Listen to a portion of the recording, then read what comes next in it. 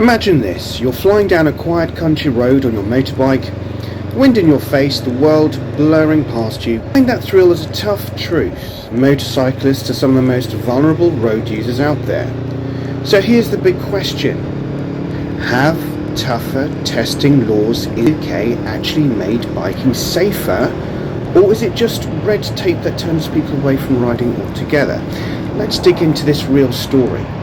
So, back in 2009, the UK government rolled out a more rigorous motorcycle licensing system. It was split in practical tests into two modules, Module 1 for off-road skills and Module 2 for real-world road riding. Now you've got to prove you can safely swerve at speed, handle emergency stops and control the bike under pressure. Sounds reasonable, right? This was all part of complying with an EU directive aimed at cutting down motorcycle casualties. The idea was simple. If we train riders better, we'll lose fewer lives on the road. So, did it actually work? Well, if we're looking at the data, of course you've got statistics and then you've got sadistics. But we need to be cautious with this. Over the past 15 to 20 years, we've seen steady decline in motorcyclist fatalities and serious injuries across the UK. That's huge progress. But here's the thing. It's not just because the tests got harder. We've also seen better road infrastructure. We've seen advanced in bike safety tech. We've seen widespread helmet use. And of course more safety-focused rider training. So in fact, a study by the Transport Research Laboratory showed that structured training, especially for young riders, does reduce crash risk. So yeah, the new test plays a role. It's just one piece of a much bigger puzzle. But not everyone's that actually thrilled.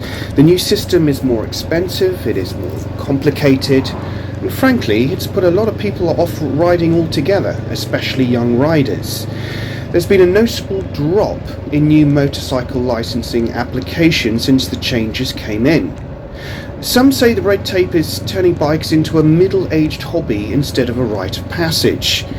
If you go to a biker's meet, you will notice most people there are rarely lower than 50 years of age. So here's the flip side. Fewer riders might mean fewer crashes, but at what cost? Are we sacrificing the future of motorcycling in the name of safety?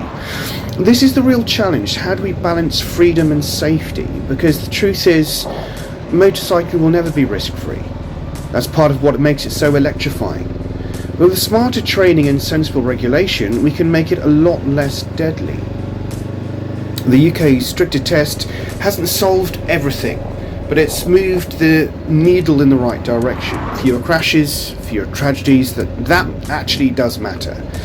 But the key is keeping the sport alive and accessible while making sure riders are prepared, not just for passing a test, but for the actual realities of the road.